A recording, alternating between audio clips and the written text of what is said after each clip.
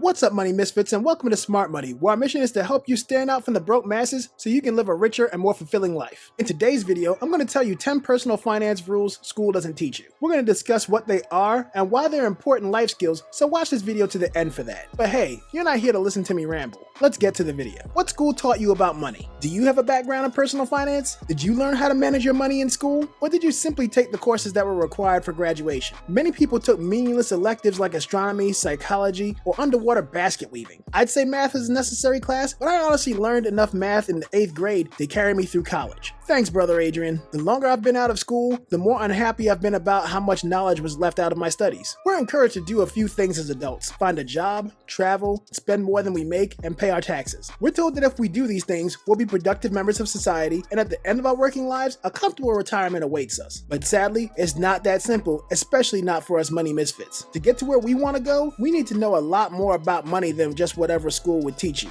Odds are that school didn't teach you enough about money. Well, just like brother Adrian taught me all the math I needed by the time I left junior high school, I'm going to teach you 10 personal finance rules school never taught you by the end of this video. Take notes because you will be tested by life. Buying a house. You've probably heard the adage, don't buy a house until you save up 20% of the purchase price for a deposit. If you don't, you'll be required to pay PMI or private mortgage insurance. What you won't hear in class is that while bigger mortgage payments may be difficult, the financial trade-off between paying extra money now and saving up for the 20% may be advantageous. When we look at macroeconomic fundamentals in the United States over the last decade, we can see that the appreciation rate of land has increased while wages have remained stagnant. As a result, it's unreasonable to begin saving 20% of the house value because it will only rise dramatically over time. The rule here is that if you can comfortably afford to save the money in a minimum of 5 years, then go for it. However, if it takes you longer, you'll just be chasing a changing target as prices rise. Additionally, you have to be mindful of how much debt you're in when you start considering homeownership. Mortgage lenders typically require a debt-to-income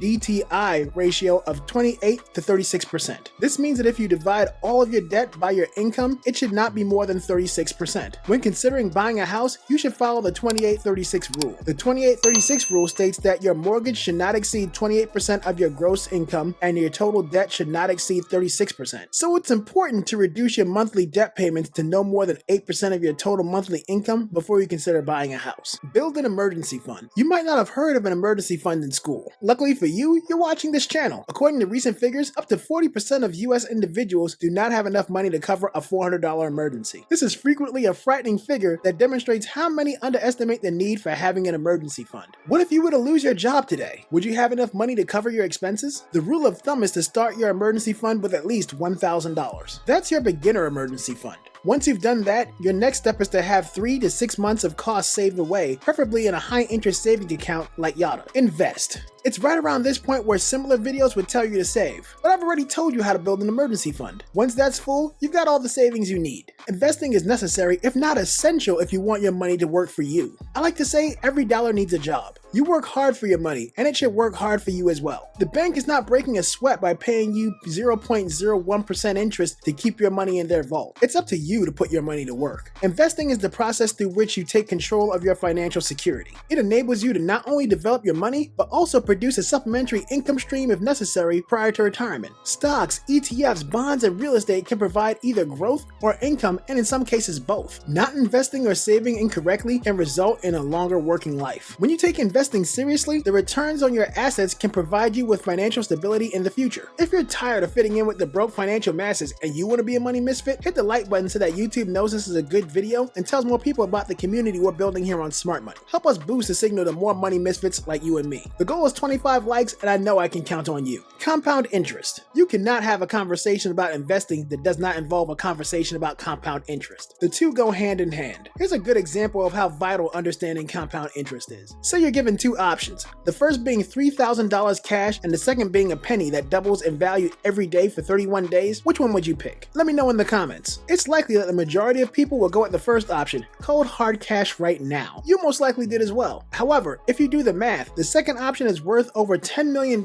after only 31 days. If the penny was permitted to double for another 30 days, it would be worth more than 5 quadrillion. That's 5,000 trillion If that isn't enough to persuade you to start taking advantage of this wonderful potential to expand your money, I don't know what would. The power of compound interest is possibly one of the best kept secrets on earth. Time is the one thing that every young person has an advantage of over more experienced people. Young people will not attain their financial objectives overnight. They require discipline when it comes to investing. All they have to do is use the powers of compulsion and focus. Budgeting. Budgeting is vital in life, but you won't learn anything about it in school. Unfortunately, failing to grasp the foundations of budgeting while in class might put you at a disadvantage immediately after graduation, especially as you advance in your career. Not knowing how to handle bills and distinguishing between wants and desires might lead to one experiencing one hardship after the next. Everyone must be able to plan a life that is supported by earned revenue. This includes knowing how to budget for all bills while yet leaving enough money for needs like groceries and savings. But let's face it, while budgeting is essential, no one enjoys keeping track of every single penny they spend. Instead, you will engage in what's referred to as tactical budgeting. This entails developing budgets and plans over a long period of time. For example, you select what you want each month and create a budget based on your needs, wants, and respective expenditures for the next 6 months. You'll next separate the money into different accounts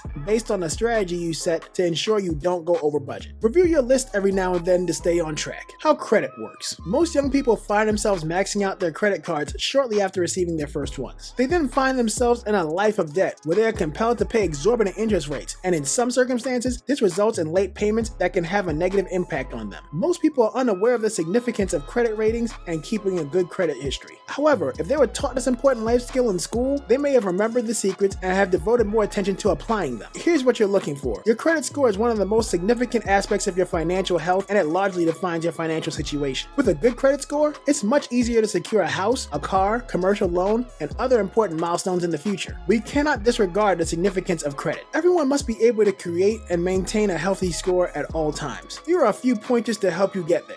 First, obtain a credit card. Most individuals believe that acquiring a credit card is a mistake, but it's crucial to boosting your credit score. Here's how it works. If you receive a credit card and start using it, financial organizations keep track of all your purchases and interest payments. They will assign a score to your name based on your ability to repay your debts. When you apply for a loan, your credit score will decide the loan amount and, consequently, the interest rate. 2. Always make on-time payments on your debts. There's no getting around it. If money is due today, be sure to pay it. CYA with insurance. If there's someone who is financially dependent on you should strongly consider purchasing life insurance. This person could be your child, spouse, or parent. It's preferable to recommend a term policy over a life policy because you will have coverage whenever the need arises. However, if no one financially depends on you, you should cancel the policy to save a lot of money. In addition to life insurance, obtain insurance for other assets that you hold. This covers your vehicle, home, valuables, and health. You'll also get umbrella insurance, which covers multiple policies and offers a discount if purchased from a single insurer. Remember, I am not an insurance agent, and none of this is insurance advice. Before deciding on a company to insure with, take the time to compare different rates and benefits. If you're tired of fitting in with the broke financial masses, write Money Misfit in the comment section. I'll do my best to reply to every comment I get. Taxes, the uncertain certainty. There used to be a saying that there are only 2 certainties in life,